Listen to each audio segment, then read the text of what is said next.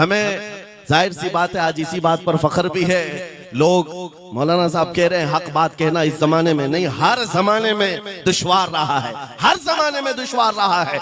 लेकिन ऐ नौजवानों, अगर तुम्हें अपनी निस्बत पर यकीन है कि मेरा पीर गौसे आजम जैसा है, मेरी निस्बत मुस्तफा करीम सल्लल्लाहु अलैहि वसल्लम से है, तो फिर खौफ किस बात का, डर किस बात का। इसीलिए हम डंके की चोट पर बोलते हैं, क्यों दबे जिस पे हिमायत का हो पंजा तेरा, शेर को खतरे में लाता नहीं कुत्ता तेरा।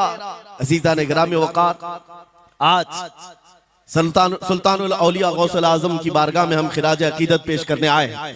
जो बातें मैं अर्ज कर रहा हूं वो गौर से सुने। करामात ये औलिया इकराम की जिंदगी का हिस्सा है, अल्लाह की तरफ से उन्हें दिया गया। करामत क्या है? ऐसा मुहय्यरुल अक़ूल काम, अकल को हैरत में डाल देने वाला काम जो आम इंसान नहीं कर सकता, आम इंसान की अकल में ना आए, अल्लाह के वली से सादिर होने वाला ऐसा कोई काम, उसको करामत कहते हैं। लेकिन करामत औलिया इकराम की विलायत को साबित करने के लिए जरूरी नहीं। औलिया इकराम की विलायत को साबित करने के लिए करामत नहीं दिखाई जाती, शरीयत पर इस्तिकामत ये विलायत की अलामत है। अगर वो मजबूती के साथ हर जमाने में अपने दीन पर जमा हुआ है, वो अल्लाह का वली है, वो अल्लाह का वली है। आज भी हमारी कौम औलिया को ढूंढने पर लगी हुई है। सुनो, अल्लाह का वली ढूंढना चाहते हो तो ढूंढने के लिए निकलते हैं और पीछे पड़ जाते हैं, देखते हैं ये ठोकर मार करके सोने का सिक्का निकाल सकता है कि नहीं निकाल सकता है। औलिया को इन्हीं बातों पर आज भी लोग परखते हैं, सोचते हैं कि अभी बाबा आसमान पर उड़ेंगे तो मैं समझ लूंगा अल्लाह के वली हैं, पानी पे चल के दिखाएंगे तो मैं समझ लूंगा अल्लाह के वली हैं। मैं यहीं बैठा हूं, अचानक मेरे पास पैसों का थैला खोल के दे दें, अल्लाह के वली होंगे। यानी तुम एक जगह बैठे रहो, हलवा खिलाने वाले बाबा जिसको तुम समझोगे अल्लाह का वली है। मेरे अजीजों, ये जो चीजें तुम समझ बैठे हो अल्लाह के वली के लिए, ये जरूरी नहीं, बल्कि ये देखो कि वो नबी पाक की शरीयत पर कितना कायम है, मेरे नबी के रास्ते पर कितनी मजबूती से जमा हुआ है। मैं आपको पूछता हूं, सैयदुल शुहदा इमाम अली मकाम इमाम हुसैन आजम से बढ़कर अल्लाह का वली कौन? अल्लाह का वली कौन है? सारे औलिया इकराम की निस्बत वहां जाकर खत्म होती है। उस हुसैन आजम को देखें करबला के मैदान में, अपने बच्चों की कुर्बानी के सामने भी जमे रहे, डटे रहे, करामत का इजहार नहीं किया, शरीयत पर इस्तिकामत लोगों को दिखाया। दुनिया में जैसी भी आफतें आ जाएं, मुसीबतें आ जाएं, अगर दीने मुस्तफा पर जमा हुआ है, इस्तिकामत के साथ खड़ा हुआ है, वो उसकी सबसे बड़ी विलायत है, वो सबसे बड़ा वली है। अल्लाह का वली वो है जो शरीयत पर जमा हुआ है, डटा हुआ है, कायम है। और करामात औलिया इकराम की जिंदगी का एक छोटा हिस्सा है, छोटा हिस्सा है। और इस्तिकामत ये बहुत बड़ा हिस्सा है। जमे रह जाना किसी बात पर, खौफ ना खाना बातिल ताकतों से, न डरना इन जालिमों से, ये औलिया इकराम की जिंदगी का खास वतीरा है। आज हम सबको जिस चीज की जरूरत है वो करामत की नहीं, इस्तिकामत। करामतें सुनते भी आया, अब करामत से आप ये समझते हैं कि काया पलट जानी चाहिए। लोग आज मजाक भी करते हैं, कुछ वो मॉडर्न ख्याल के डॉक्टरों और प्रोफेसरों के लेक्चर सुन करके पागल जो हो चुके सोशल मीडिया पर, वो भौंकते हैं करामात औलिया पर। क्या अब करामात क्यों नहीं दिखाते अल्लाह के औलिया? ये जो हालात बदले हुए हैं, इन हालात में इनकी करामतों से जमीन क्यों नहीं पलट जाती, जालिमों के मुंह में कीड़े क्यों नहीं पड़ जाते? मेरे अजीजों, पूरी दुनिया करामात से नहीं चलाई जाती, वल्लाह मुसब्बिबुल अस्बाब, अस्बाब पर रखा है। एक मशहूर जमाना बुजुर्ग हजरत मोहम्मद जाम रहमतुल्लाह अलैह बगदाद हलाकू के जमाने के थे। हलाकू बादशाह जिसने बस्तियों की बस्तियां वीरान कर डाली और इतने कत्ल कर दिया था, जहां से गुजरता था इंसानों की खोपड़ियां। उसका जब बगदाद पर हमला करने का इरादा हुआ तो बगदाद से कई मील दूर उसका लश्कर लेकर वो पड़ाव किया और अपने 2 सिपाहियों को बगदाद का मुआयना करने के लिए भेजा। और उसकी दहशत तारी थी सब शहरों में, हलाकू अगर आ गया तो हिलाक हो जाएंगे, इसके फौजी सबको बर्बाद कर डालेंगे। हलाकू का नाम सुनते ही लोगों में दहशत तारी होती थी।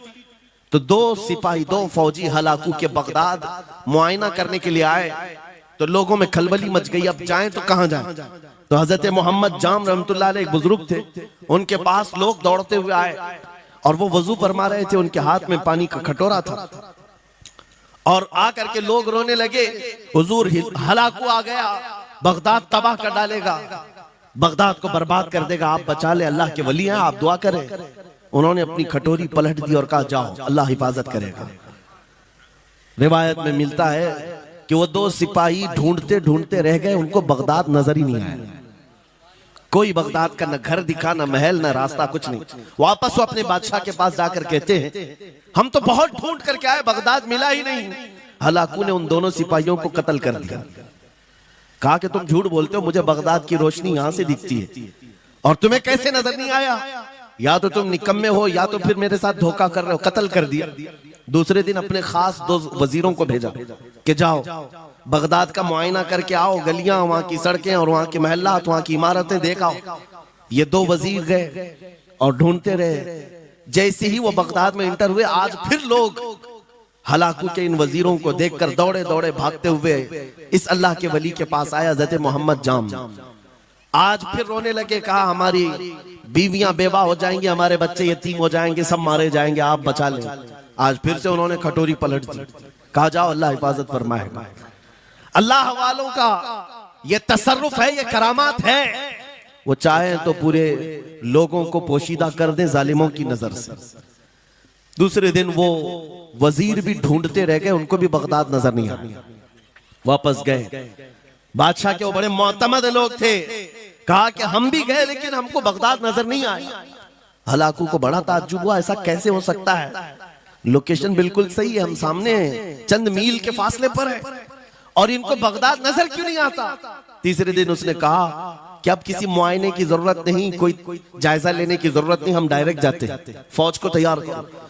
पूरी फौज को लेकर के जब तैयार होकर वो बगदाद के सरहद पर आकर खड़ा हो गया, उसके जंग का बिगल बजा और तबाही के आवाजें आने लगी, तो आज लोग फिर दौड़ते हुए हज़रत मोहम्मद जाम के पास आए और उनसे रो रो कर गिड़गिड़ाने लगे। कहा आज तो आफत आ गई, बड़ी बला आ गई, तवज्जो से सुनना मेरे अजीजों, आज आप अगर ना बचाएं तो सब तबाह हो जाएंगे, बर्बाद हो जाएंगे।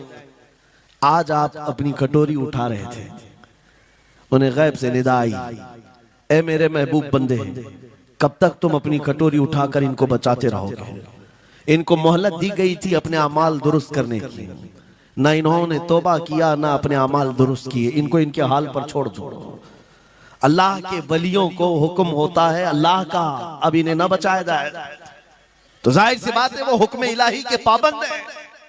उन्होंने वो कटोरी छोड़ दी।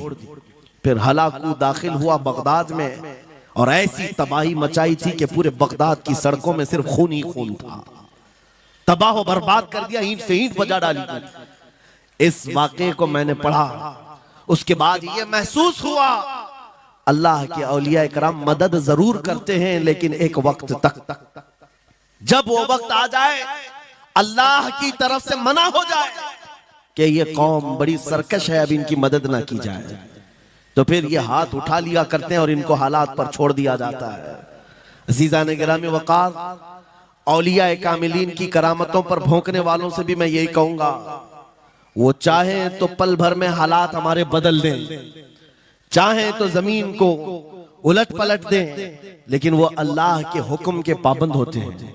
और लोगों के लिए ये बात है, नसीहत है कि जब ऐसे हालात आ जाएं, आप इधर उधर भागने की बजाय पहले अपने दिल की तरफ देखें, कहीं मेरे गुनाहों से दिल के धब्बे बढ़ तो नहीं गए, मेरा दिल सियाह तो नहीं हो गया। सच बताओ मेरे अजीजों, इतने सख्त हालात के बाद कितने लोगों को ऐसी तौफीक हुई कि रात का अंधेरा छा गया हो और तौबा करने का जज्बा बढ़ गया हो, रात के वक्त बैठ करके रोने लग गया हो। फिलिस्तीन के गज्जा के उन मुसलमानों की हालत ज़ार को देखकर रूह अगर तड़पती है और तुम अपने अमाल की सेहत और दुरुस्तगी के लिए तौबा कर ले जाते हो, ये बहुत बड़ी नेमत है अल्लाह की। फिर तुम्हें किसी करामत के ज़ुहूर की जरूरत नहीं, तुम्हारा बदलना ही दुनिया के हालात को बदल देगा, सब बदल जाएगा। लेकिन अगर उन्हीं हालात पर बाकी रहे तो फिर करामत से भी तुम नहीं बदलोगे और ना हालात बदलेंगे, कोई चीज नहीं बदलेगी। इन्नल्लाह ला युगय्यिरु मा बिकौमिन हत्ता युगय्यिरु मा बिअनफुसिहिम। कुरान में मेरा मौला फरमाता है, बेशक अल्लाह ताला उस वक्त तक किसी कौम की हालत नहीं बदलता जब तक उस कौम को खुद अपनी हालत बदलने का ख्याल ना हो। हम अपनी जानिब से शुरुआत करें और फिर हालात खुद बदल जाएंगे, हालात खुद बदल जाएंगे। सरकार सैयदना गौस आजम अब्दुल कादिर जीलानी रदी अल्लाह तआला अन्हु जिस हाल में बगदाद तशरीफ लाए थे, उस जमाने को याद करें, उस जमाने को याद करें। वो ऐसा जमाना था कि उस वक्त हक बोलना एक जुर्म हो गया था। शिया नवाज खलीफा मौजूद थे, हजरत अबू बकर हजरत उमर का नाम लेने पर भी मस्जिद के दरवाजे पर कोड़े मारे जाते थे। ये वो हालात थे, उलमा की जुबानें गंग थी, बोल नहीं पाते थे। खुतबा क्या देना है वो बिल्कुल स्क्रिप्टेड, जो खलीफा है वक्त चाहे बस उतना ही। आज जैसे सऊदियों के यहाँ ये रिवाज है, बादशाह की हिमायत में और बादशाह जैसा चाहे वैसी मस्जिद का मौलवी भी बोलता रहे। शरीयत क्या कह रही है, मेरे मुस्तफा करीम सल्लल्लाहु ताला अलैहि वसल्लम की तालीमात क्या कह रही है, इससे क्या सरोकार, बस उतनी बातें करो जितनी उनके बादशाह की हिमायत की। ये दौर गौसे आजम के जमाने का भी था। उस वक्त हक बोलना एक बहुत बड़ा जुर्म था, उलमा को कोड़े मारे जाते थे। आपको पता है उसी बगदाद में सिर्फ एक हक बात का ऐलान करने की वजह से इमाम अहमद बिन हंबल को 300 कोड़े मारे गए थे। उनकी पीठ झुक गई थी, उनकी रीढ़ की हड्डी टेढ़ी हो गई थी। कोड़ा किसको कहते हैं, कोई रस्सी को नहीं, चमड़े का वो बेल्ट जिससे वो मारते थे तो जिस्म की चमड़ी लग करके आ जाती थी। 100 कोड़े में तो आदमी मर जाता था, कोई बच गया बच गया। 300 कोड़े खाए उस इमाम की बात कर रहा हूं जिसको मेरे नबी की 5 लाख हदीसें याद थी। वो इमाम अहमद बिन हंबल इतने बड़े इमामुल हदीस कोड़े खाते थे तो किस बात पर, सिर्फ हक बात का ऐलान बरसरे पैकार करते थे, सबके सामने करते थे। उन्होंने कोई बादशाह की रू रियायत नहीं की, उन्होंने ये नहीं देखा कि ये क्या चाहते हैं, बल्कि हमेशा ये देखा कि मेरे नबी की शरीयत क्या चाहती है। मेरे अजीजों, यही बड़ी करामत है। गौसे आजम की बड़ी करामतों में से करामत ये है, उस जमाने में आप बगदाद तशरीफ लाए जब हालात ऐसे थे कि हक बोलना दुश्वार था, और आप जब मस्जिद पर खड़े, मस्जिद के मिंबर पर खड़े होकर ऐलान करने लग गए, हैबत ऐसी तारी थी कि कोई आपको रोक ना सका, और आपकी ये हक्कानियत की तबलीग फैलती गई, फैलती गई। शुरू में 10 लोग, फिर 20 लोग, फिर 100-200, फिर 1000-2000। गौसे आजम ने चंद महीनों में जो खुतबात दिए, आपके खुतबात का आलम यह था कि फिर 70,000 का मजमा बराबर सुनने के लिए आया करता। और गौसे आजम का ये खुतबा एक नहीं, हजारों खुतबात हैं। जब जब आप खुतबा देते थे, एक बात याद रखें, जुबान अगर पाक हो और अल्लाह की नबी पाक की शरीयत ताहिरा बोलती हो, उस जुबान में बला का असर होता है, अल्लाह करीम की तरफ से असर डाला जाता है। हक बात अगर बुलंद आवाज से कहो, ये मत देखो कि मैं कौन हूं, ये देखो कि कलाम किसका है। अल्लाह करीम लोगों के दिलों पर बात डालता है। गौसे आजम की जुबान से निकले हुए कलमा ऐसे हुआ करते, मजमा खत्म होने से पहले पता नहीं कितनों की तो लाशें उठाई जाती थी, कितने तो वहां बेहोश हो जाते। किस बात पर? इतना असर करता दिल पर कि लोग कपड़े फाड़ लेते थे। खुतबे के अंदर, बयान के अंदर ऐसा असर होता कि लोग बैठे बैठे मदहोश हो जाते, कोई जोश हाल में कपड़े फाड़ डालते। रिवायात में बताया गया कोई एक मजमा भी ऐसा नहीं जिसमें हुजूर गौसे पाक की तकरीर के बाद जनाजा ना उठाया गया। हर खिताबत के बाद, और बोलते क्या थे, हैरत की बात है मेरे अजीजों। आज बाज लोग ये कहते हैं, हम भी बहुत सारी चीजें बयान कर रहे हैं, मैं अपने लिए भी नसीहत और सारे उलमा के लिए भी कहता हूं, लोगों के पल्ले नहीं पड़ती, लोगों के कानों में नहीं जाती। ये जुमा में आते हैं, सोते रहते हैं, जब इमाम खड़ा होता है नमाज के लिए तो ये झटका लेकर के खड़े होते हैं, बयान यूं ही चला जाता है। मेरे अजीजों, 2 चीजों की पाबंदी जरूरी है।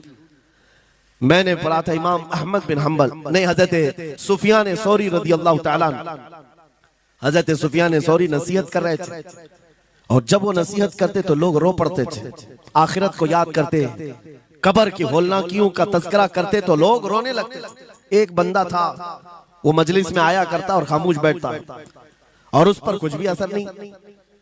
एक दिन उसने पकड़ करके पूछा हजरत सुफियान से, आप जब बयान करते हैं तो लोग धाड़े मार मार कर रोते हैं, मुझे तो कुछ नहीं होता, मैं तो ऐसे ही बैठा रहता हूं। आपने क्या फरमाया? आपने ये नहीं फरमाया कि तू बदतमीज है, तू बदमाश है, तू बदअमल है। फरमाया दो में से एक खराबी हो सकती है, या मेरा दिल खराब होगा या तेरा दिल खराब होगा, इसलिए कि मैं बात रसूलुल्लाह की कर रहा हूं, इसमें असर तो होगा ही। दो में से कोई एक खराब होगा, ये नहीं फरमाया कि तू ही खराब है। यहां पर हमारे लिए नसीहत है, बोलने वाली जुबान पाक हो और लुकमा हलाल का जाता हो, अल्लाह असर जरूर पैदा फरमाता है। सरकार गौसे पाक रज़ी अल्लाह ताला अन्हु मिंबर पर खड़े होकर बयान कर रहे हैं। क्या बयान कर रहे हैं? सुने। एक दिन आप हजरत अब्दुल जब्बार को बैठाए, अपने बेटे को, वो बयान करते रहे, उसके बाद उतर करके आगे कहा, अब्बा जान आप जो बयान करते हैं उसमें जो रिक्कत तारी होती है वो मेरे बयान में नहीं होती, आप बयान करें। गौसे पाक मिंबर पर खड़े हो गए और सुनो, 70,000 का मजमा है। गौसे पाक की तकरीर क्या है? डायरेक्ट शुरू फरमाते हैं गौसे पाक, ऐ लोगों मेरे घर में आज एक बड़ा हादसा हो गया। अपने घर का वाकया बयान कर रहे हैं, मेरे घर में आज एक अजीब हादसा हो गया। अब्दुल जब्बार की माँ यानी अपनी बीवी के बारे में कह रहे हैं, उनके बेटे हजरत अब्दुल जब्बार कहते हैं, अब्दुल जब्बार की माँ मेरे लिए दही मट्टी की हांडी में जमा कर रखी हुई थी, एक छीके से लटकाई हुई। गर्मियों के दिन थे, आज मेरी भी ख्वाहिश थी दही खाने की। मैं घर पहुंचा दोपहर के वक्त, दही की हांडी मेरी बीवी ने उठा करके दस्तरखान पर रखा था। मेरे पहुंचने से पहले ही एक बिल्ला आया घर में और पांव से झपटा मारा, वो दही का मटका गिर गया, टूट गया और दही पूरा जमीन पर बह गया। न माँ खा सका न मेरी बीवी खा सकी। इतना बयान करना था कि लोग ठाड़े मारकर रोने लग गए, कपड़े फाड़ने लग गए, लोगों के अंदर जोश हाल से कैफियत बदल गई। मेरे अजीजों, कोई अपने घर का वाकया बयान कर रहा हो कि दही की हांडी फट गई, दही बह गया, इसमें कौन सी ऐसी बात है रोने की? ये हमारे और तुम्हारे लिए हो सकता है। गौसे आजम का मजमा भी अहले दिल का हुआ करता था, वो बसीरत वाले लोग बैठते थे। गौसे पाक क्या बयान कर रहे थे? गौसे पाक के बयान का मतलब ये नहीं है कि अब्दुल उनकी बीवी दही की हांडी जमाई थी और उनके लिए खाने का इंतजार कर रही थी। गौसे आजम अपने वाकये से दुनिया की हालत बता रहे थे, ऐ लोगों, जिस तरह मेरे घर में आज मेरे खाने से पहले दही का मटका टूट गया और दही बह गया, सबकी हालतें तकरीबन ऐसी होती हैं। इंसान अपने लिए इतना कमाता है, माल जमा करता रहता है, और जब उसके खाने का वक्त आता है मलकुल मौत पंजा मारकर रूह निकाल लेता है और सारा माल उसका धरा का धरा रह जाता है, ना वो चख पाता है ना खा पाता है। गौसे पाक रज़ी अल्लाह ताला अन्हु ये दुनिया की हालात बता रहे थे। और मेरे अजीजों, आज भी वही हालात हैं हमारे, आज भी वही हालात हैं। हमने कमाने के लिए अपनी सेहत गंवा दी, रात नहीं देखा, दिन नहीं देखा, दौड़ते रहे माल हासिल करने के लिए, इतना जमा कर लूं, इतना जमा कर लूं, इतना जमा कर लिया, जब तक तो सेहत बिगड़ गई, शुगर भी आ गई, बीपी भी आ गई और ऐसी बीमारियां लग गई कि आप इनको ठीक करने के लिए जितना जमा किया था खर्चा करते रहो। शेख सादी रहमतुल्लाह अलैह फरमाते हैं, ये दो कामों में तो इंसान की पूरी जिंदगी खत्म होती है। पहले कमाने के लिए सेहत गंवाता है और फिर सेहत बचाने के लिए माल गंवाता है। ये दो चीजों में गौसे पाक रज़ी अल्लाह ताला अन्हु की नसीहत यही थी कि इतना जमा कर ले जाते हो, इतना जमा करते हो कि फिर जब खाने का वक्त आता है तो मियाँ ऐसे हालात होते हैं कि नमक भी नहीं खा पाते, शक्कर भी नहीं खा पाते। दूसरी बातें तो छोड़ो, शुगर वाले शक्कर नहीं चख पाते, बीपी वाले नमक नहीं चख पाते। अरे ये बड़ी छोटी चीजें हैं और माल देखो तो करोड़ों का है, अरबों का है, अरबों का माल पड़ा हुआ है, नमक नहीं चख पाते, शक्कर नहीं खा पाते। किसके लिए जमा किया था? और थोड़ी और बड़ी बीमारी हो गई तो पानी भी नहीं पी पाते, डायलिसिस चल रहा है, किडनी खराब है। कितने ऐसे लोग मिलते हैं आज, कितने ऐसे हैं जिन्होंने साफ मुझसे कहा कि डॉक्टर ने पूरा गिन करके कहा है कि पूरे दिन भर में जो है एक ढक्कन से पानी पीना, बोतल का जो ढक्कन होता है उस ढक्कन से बस बूंद बूंद चखते रहना, पानी ही ना पियो, इसलिए कि किडनी काम नहीं करती। ये दुनिया है मेरे अजीजों। हमने अपनी सेहत गंवा दी, पूरी की पूरी सेहत गंवा दी इसको हासिल करने के लिए। इसी को मेरे इमाम अहले सुन्नत फाजिल बरेलवी ने कहा था, शहद दिखाए जहर पिलाए, कातिल डायन शोहर कुछ, इस मुर्दार पे क्या ललचाए, दुनिया देखी भाली।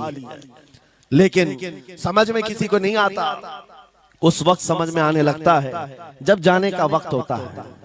जाने के वक्त हालात ऐसे होते हैं, मैं अक्सर अपने टूर में देखता हूँ, उमरा पे जाते हैं, बगदाद पे जाते हैं, खूब आयश से रहते हैं, सबको पता रहता है प्लेन में सिर्फ 30 किलो का अलाउड है, लेकिन मार्केट में जाते हैं तो उनको कुछ खबर नहीं होती, सब खरीद रहे होते हैं। हो जाएगा, खरीद करके लाकर रूम में भर दिए, और आज शाम में जाना है तो ठोस रहे हैं इस बैग में उस बैग में, नहीं घुसा। और उसके बाद फिर एयरपोर्ट पहुंचे तो कभी इसको रिक्वेस्ट कभी उसको रिक्वेस्ट, थोड़ा हमारा भी ले लो, थोड़ा हमारा भी ले लो। अरे वहां सबका 30 है, कोई लेने को तैयार नहीं। फिर खरीदा हुआ वहीं छोड़ करके हसरत भरी निगाह से देखते जाते हैं, किसी की खजूर छूटी हुई है, किसी के मुसल्ले छूटे हुए हैं, किसी के कपड़े छूटे हुए हैं। हर बार हम एयरपोर्ट पे देखते हैं, छोड़ करके जा रहे होते हैं, बड़ी हसरत से देखते हैं। मेरे अजीजों, ये कोई लतीफा नहीं, सेम यही हालात जब दुनिया से जा रहा होता है एक इंसान, मरने से पहले उसकी आंखें फटी रह जाती हैं। क्यों कहा गया है मरने के वक्त सबसे पहले उसकी आंखें बंद कर दो? क्योंकि वो अपना माल देख रहा होता है, अपनी औलाद देख रहा होता है,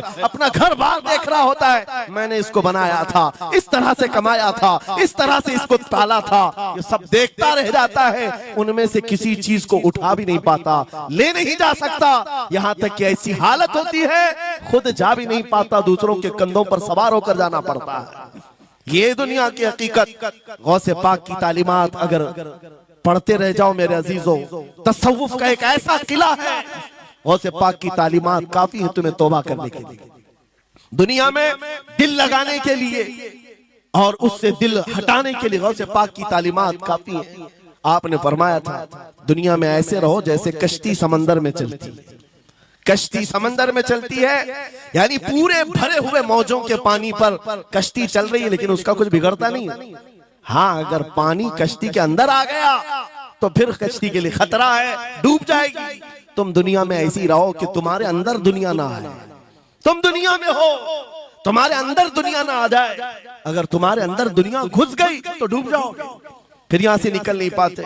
मौलाना रोम इसी की मिलती जुलती बात कहते हैं मसनवी शरीफ में। जलालुद्दीन रूमी फरमाते हैं, एक चूंटी को देखा, शहद का एक कतरा जमीन पर गिरा हुआ है, शहद का कतरा चिपकने वाला होता है, यानी उसके अंदर गम होता है।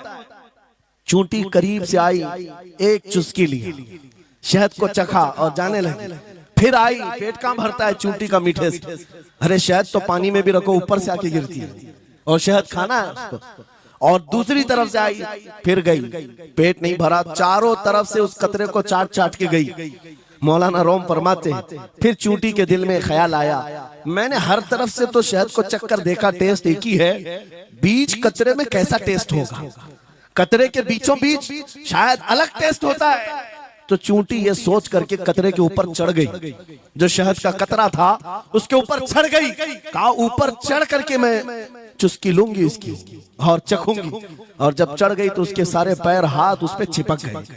चूप्स तो लिया, शहद खा तो लिया, लेकिन वापस आने का कोई रास्ता ही नहीं था। सारे हाथ पैर उस शहद के गम में चिपक गए। चूंटी की उसी कतरे में मौत हो गई। मौलाना जलालुद्दीन रूमी फरमाते हैं, इंसान यही करता है, माल कभी इधर से कमाता है, कभी उधर से कमाता है, हर जगह से देखता है, सारे टेस्ट ले लेता है, बाद में बड़े बड़े लोगों को देखता है, अरे नेताजी तो बड़े बंगले में, वहां कैसा ऐश होता होगा, कोई उस रिजॉर्ट में है, वहां कैसी मस्तियां होती होंगी, वहां भी जाकर देख लूं। ये वहां भी यहाँ भी करते करते घुस जाता है और दुनिया में ऐसा मसरूफ होता है, उसकी मौत आ जाती है, तौबा की मोहलत नहीं मिल पाती, उसी दुनिया में फंस जाता है। मेरे अजीजों, गौसे आजम की तालीमात ये हैं, दुनिया में ऐसे रहो जैसे कश्ती समंदर में रहती है, तुम्हारे अंदर पानी ना आने पाए। अगर तुम्हारे अंदर आ गया तो डूब जाओगे। इन तालीमात पर अमल करते हुए आज हम हालात देख सकते हैं। जितनी चीजें उन्हें हमें बिगाड़ा है आज, वो दुनिया की मोहब्बत है, वो दुनिया की मोहब्बत है। मेरे आका सल्लल्लाहु अलैहि वसल्लम का एक फरमान मैं सुनाता हूँ, अबू दाऊद शरीफ की हदीस है। वो आज के जमाने में अगर मैं आपके सामने बयान करूं तो ऐसा लगे हमारे लिए ही बयान हुआ है। रसूल करीम सल्लल्लाहु अलैहि वसल्लम फरमाते हैं, यूशकु अन तदाअ अलैकुमुल उमम कमा तदाअल अकिलतु इला कुसअतिहा। करीब एक जमाना तुम पर आएगा, तुम देखोगे कि सारी जमातें मेरी उम्मत पर टूट पड़ेंगी, ऐसे टूट पड़ेंगी जैसे भूखा बर्तन पे झपटता है। भूखा आदमी जैसे बर्तन पे झपटता है, ऐसे मेरी उम्मत पर सारी कौमें झपट पड़ेंगी। आज वही तो हालात है, आज वही हालात है। सबका टारगेट हम ही है, सबका निशान हम है। सहाबा ने पूछा उस वक्त, यौमइदिन मिन नहनु मिन क़िल्लतिन या रसूल अल्लाह, ऐ अल्लाह के रसूल उस जमाने में हमारी तादाद कम होगी, ऐसा क्यों होगा कि सारे लोग हम पर झपट पड़ेंगे? नबी पाक फरमाते हैं, वलाकिन्नकुम कसीरून, नहीं तुम तो बहुत ज्यादा होंगे उस वक्त, गुसाअन का गुसा इस्सैल, लेकिन तुम्हारी हालत समंदर के झाग की तरह होगी। यानी समंदर का कफ झाग जो होता है हवाओं से उड़ जाता है, तुम्हारी हालत ऐसी होगी।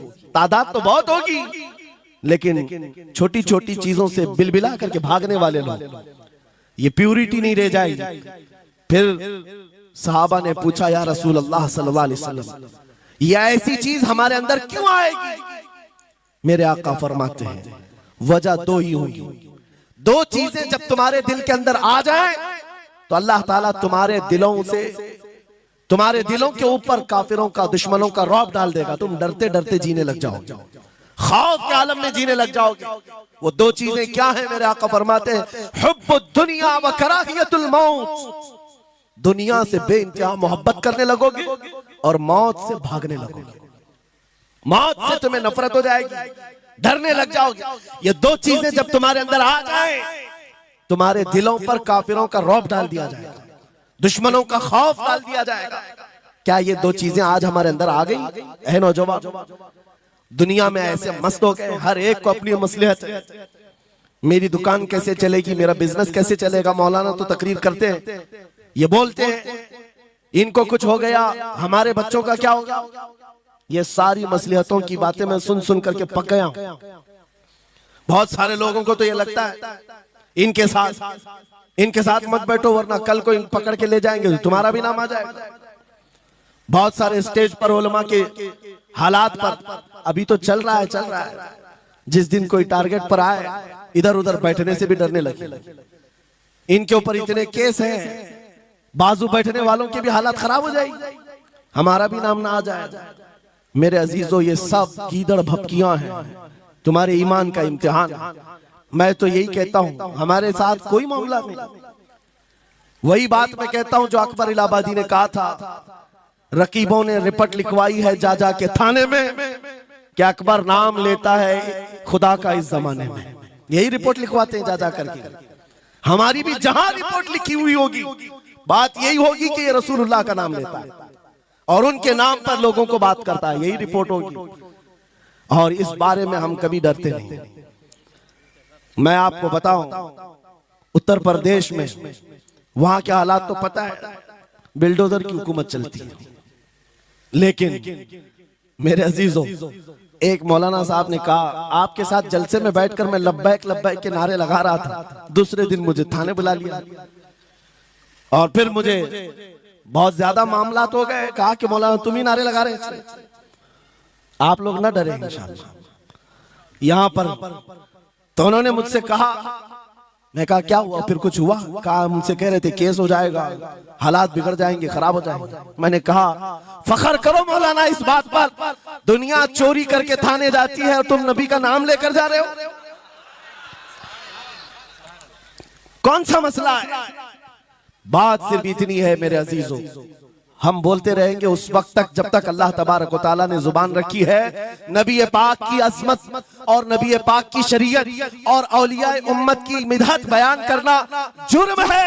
यह जुर्म हम 1000 बार करें, अगर ये जुर्म है 1000 बार करें, बल्कि हम दार पर भी, फांसी के फंदे पर भी ये जुर्म करेंगे, क्योंकि हमारे असलाफ ने हमें ये बताया है, जो जान मांगो तो जान दे दें, जो माल मांगो तो माल दे दें, मगर ये हमसे कभी ना होगा नबी का जाहो जलाल दे दे।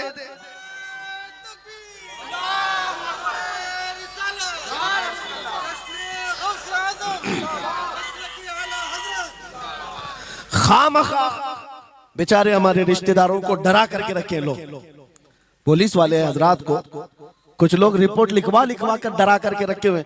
मैं आपको बता रहा हूं, एक साल में तकरीबन 170 के करीब जलसे करके आए।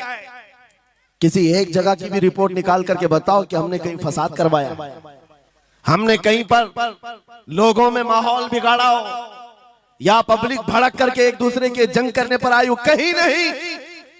अगर कौम को, सोई हुई कौम को बेदार करना तुम्हारे नजदीक भड़काना है तो ये भड़काना तो बहुत अच्छा है मेरे अजीजों। हमारा काम सिर्फ इतना है, हम उन नौजवानों से बात कर रहे हैं जो अपने नबी के फिदाई हैं, जो अपने नबी के आशिक हैं, और हम सिर्फ उस लौ को और बढ़ाना चाहते हैं जो इनके सीनों में जल रही है। इनके सीनों में किसी और की नहीं, मेरे मुस्तफा के मोहब्बत की शमा है। अगर वो मध्यम है हम उसको तेज करना चाहते हैं। बस मेरे नौजवान से मेरा मुतालबा सिर्फ इतना ही है, किसी की जय विजय क्यों पुकारे, क्या गरज हमको, हमें काफी है सैयद अपना नारा या रसूल अल्लाह, हमें काफी है सैयद अपना नारा।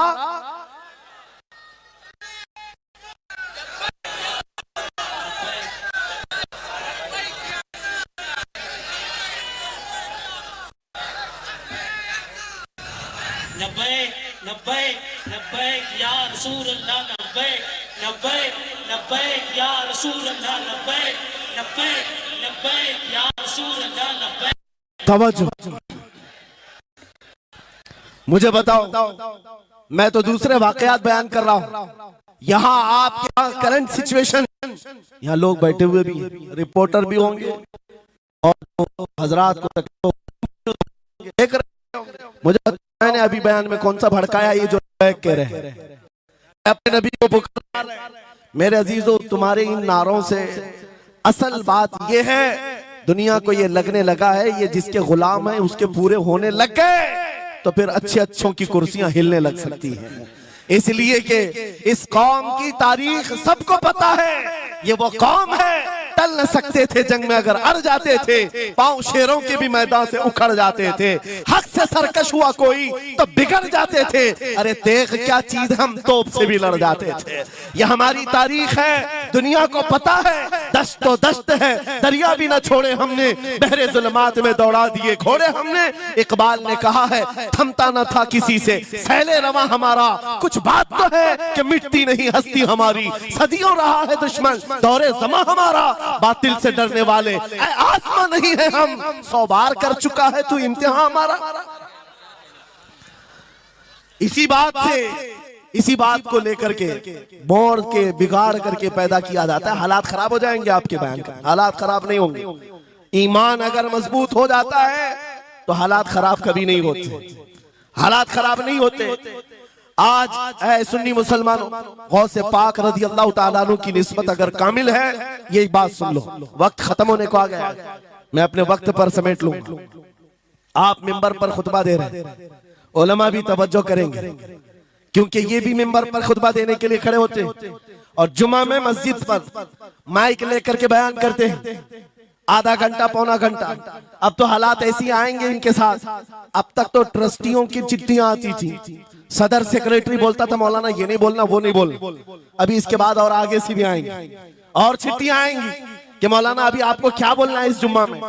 ये डरे भटके हुए लोग जो उलमा की गर्दनों पर राज करते हैं, उनसे भी मैं कहता हूं खोल दो, आजाद कर दो उन जुबानों को जो मेरे मुस्तफा की हैं, जो नबी पाक सल्लल्लाहु अलैहि वसल्लम की हैं। इनकी जुबानों पर ताले ना लगाओ, या उलमा तुम्हारे दीन के मुहाफिज हैं, तुम्हारी नस्लों की शरीयत के मुहाफिज हैं। आज इनकी जुबानों को बंद करोगे, कल तुम्हारे बच्चे नबी का नाम लेने से घबराने लग जाएंगे, डरने लग जाएंगे। उलमा के गलों में और इनकी गर्दनों में रस्सियां न डालो, ये तो उन जालिम ट्रस्टियों से कहता हूं, बाकी उलमा से कहता हूं अगर हालात ऐसे आ गए ठोकर मार दो इनकी नौकरियों को। एक दरवाजा अगर ये बंद करते हैं, मेरा मौला 70 दरवाजे और खोलेगा।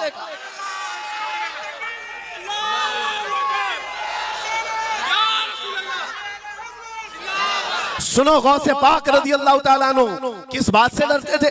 गौसे पाक का खुतबा बयान करने वाले मौलवी हजरात, उलमा सुने, गौसे पाक किससे डरते थे? उनको डराने वाला कोई ट्रस्टी था, कोई हाकिम था, बल्कि हालात ऐसे थे, एक बार खिताब कर रहे हैं मजमे में, बहुत बड़ा मजमा है, खिताब के बीच दरमियान अभी वाज हो रहा है, एक काला सांप गिर गया आपके कंधे पर, सांप गिर गया और गिरा ही नहीं, गिर करके फिर वो आपके गले के अंदर से दाखिल हो गया, आस्तीन में आया, आस्तीन में आया और फिर इधर आया, वो लौट लौट करता रहा। लोग जो मजमे में बैठे थे उन पर हैबत तारी थी, वहशत तारी थी, कोई जगह छोड़कर इधर उधर हो रहा है, लेकिन गौसे पाक का कदम डगमगाया नहीं, ना जिस्म के अंदर कोई हरकत हुई, आपका बयान कंटिन्यू जारी रहा, उसी तरह जारी रहा। वो सांप कभी आपके सामने आया, कभी इधर आया और घूम फिर करके वापस चला गया।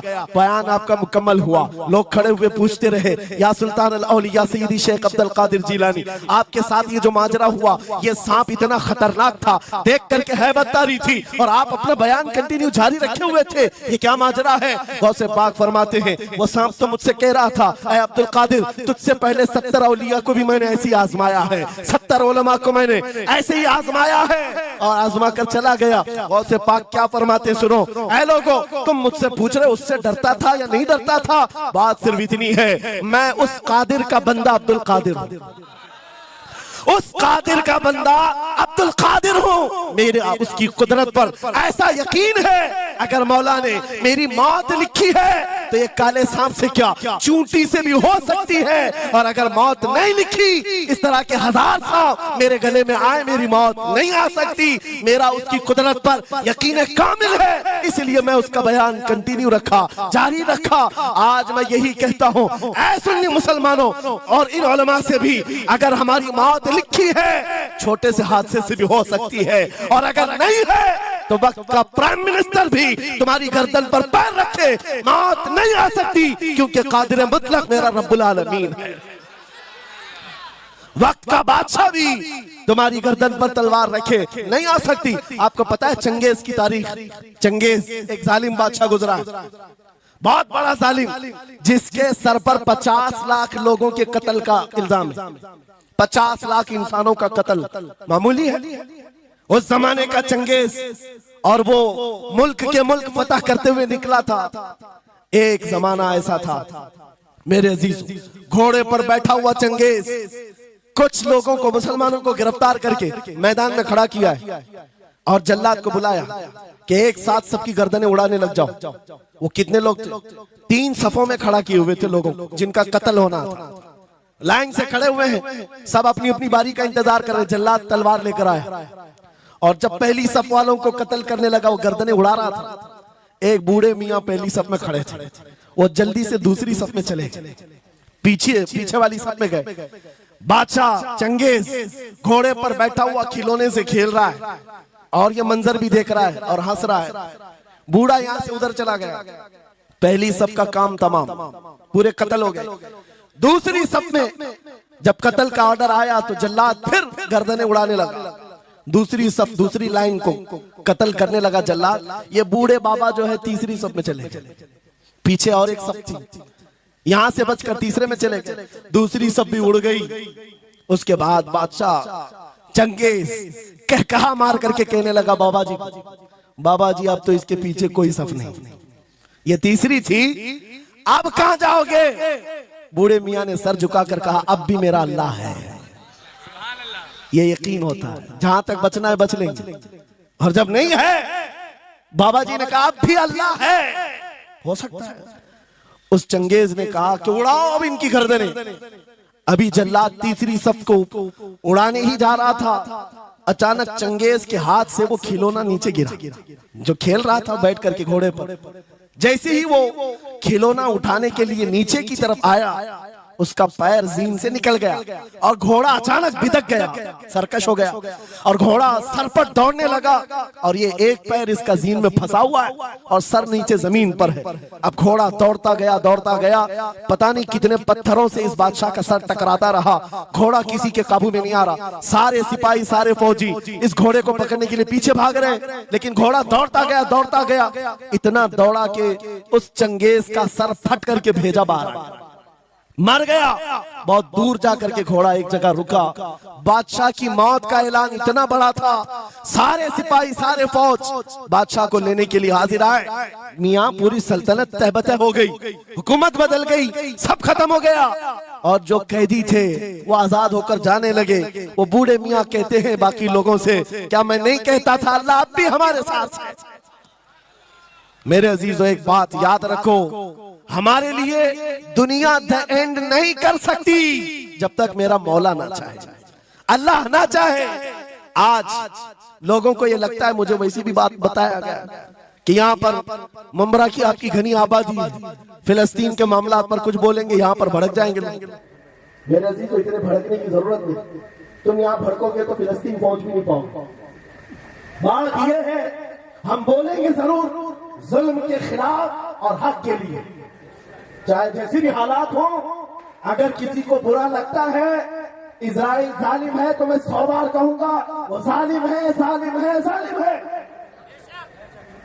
उनकी कोई हिमायत करने के लिए हम नहीं है, लेकिन एक बात आपको मैं जरूर बताना चाहता हूं, गौसे पाक का मसलक ये है, सुल्तानुल औलिया गौसुल आजम की निस्बत के साथ आप अपनी शरीयत पर कायम रहें और अपने ईमान पर डटे रहे और तौबा व इस्तिग़फ़ार के बाद अपने हालात बदल लें।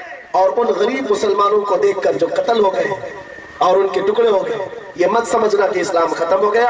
हर जमाने में ये चीजें आती रहेंगी, लेकिन आज मैं ये ऐलान करके गुफ्तगू खत्म करता हूँ। इन हालात को देखकर इस बात का फिर से हम नारा तजदीद करके जाते हैं, कत्ले हुसैन असल में मर्गे यजीद है, इस्लाम जिंदा होता है हर करबला के बाद। लब्बैक या रसूल अल्लाह, लब्बैक या रसूल अल्लाह, लब्बैक या रसूल अल्लाह।